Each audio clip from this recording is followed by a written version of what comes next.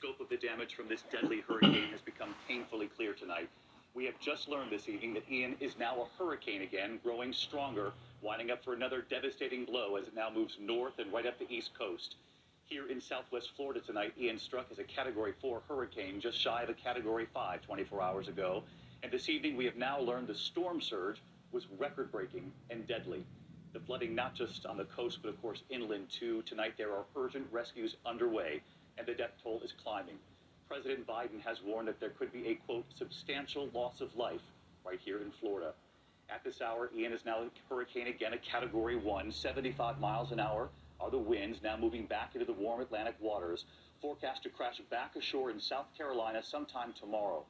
And we have new images tonight of Ian's fury, the eye wall plowing through Placida, Florida, ripping homes to shreds there, the storm surge overpowering this building in Fort Myers Beach, lifting it right off its foundation, washing it away. And tonight, of course, the damage the storm left behind.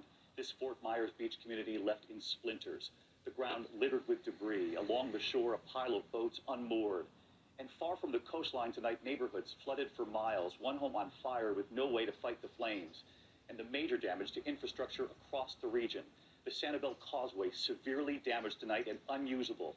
Nearly 2 million people still without power in this state tonight. And on the northeast coast of Florida, Ian arriving as a tropical storm in St. Augustine at peak high tide. Orlando getting record rain and flooding, rescues taking place there. And the efforts to rescue families remain underway statewide. In Naples, a car window smashed to free the driver inside. In Tampa, boats ferrying people to safety from their flooded homes. And in Orlando, more than 100 residents rescued from a nursing home where sandbags failed to keep the water out. Our team across the storm zone tonight, in fact, the Coast Guard, a Rear Admiral with the Coast Guard, Brendan McPherson, is right here with us tonight on the rescues taking place at this hour. What they're seeing, the conditions inside these homes, what's left of them. But first, what we've seen, the destruction across this state. Tonight, the deadly toll of Hurricane Ian, the massive destruction here in Florida, coming into clearer focus. The deadly storm making history as one of the most powerful hurricanes ever to make landfall here in southwest Florida. And along with the hurricane, the staggering amount of rain, a once-in-a-thousand-year rainfall, they're calling it here, bridges destroyed, homes on fire, entire neighborhoods underwater in Fort Myers. The Lee County Sheriff surveying the devastation, capturing these images tonight. The shorelines decimated, plumes of thick black smoke in this neighborhood. The Sanibel Causeway washed away, cutting the island off to the mainland. From the ground, Fort Myers Beach leveled, the pier gone. The catastrophic damage, power lines catching fire, nearly 2 million still without electricity tonight. 20,000 Florida Power and Light crews racing to restore power here across this state. Florida Governor Ron DeSantis. The impacts of this storm are historic, and the damage that was done has been historic. President Biden in touch with Governor DeSantis again today. The president speaking of the enormous human toll here and the real fear that that toll could rise dramatically. The president at FEMA headquarters today. This could be the deadliest hurricane in Florida's history. The numbers are still unclear, but we're hearing early reports of what may be substantial loss of life. Tonight, at least 7 confirmed deaths. Hospitals evacuated amid the floods. Search and rescue teams fanning out. Hold on.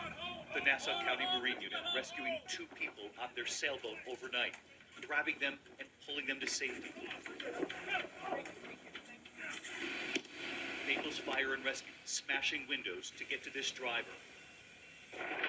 While other members of the fire department wade through waist-deep water as they unload their fire truck, submerged in the waters here.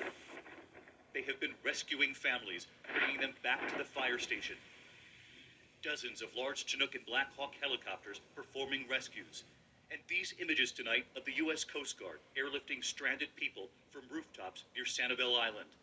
1,000 FEMA personnel deployed here, supplying millions of liters of water and meals, and hundreds of generators. Charlotte and Lee counties reporting more than 500 rescues, more than 300 rescued in Orlando. In this neighborhood, local police teaming up with the National Guard. Orange County Fire Rescue racing in with stretchers to rescue seniors at the Avante Assisted Living Facility. For Hurricane Ian making landfall as a strong Category 4 hurricane, just shy of a Category 5. The record-breaking storm surge. Whoa.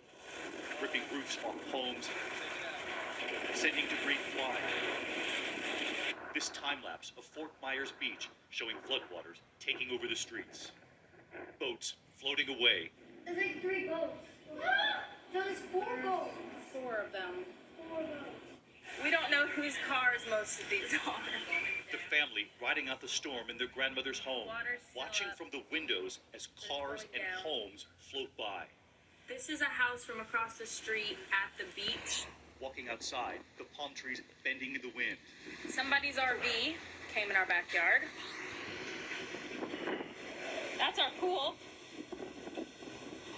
That's our deck. That was my house. My house is gone.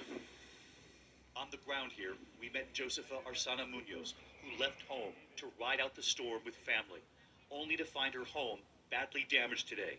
She said it was terrifying. They could feel the hurricane blowing inside the house. You don't want to go through that again.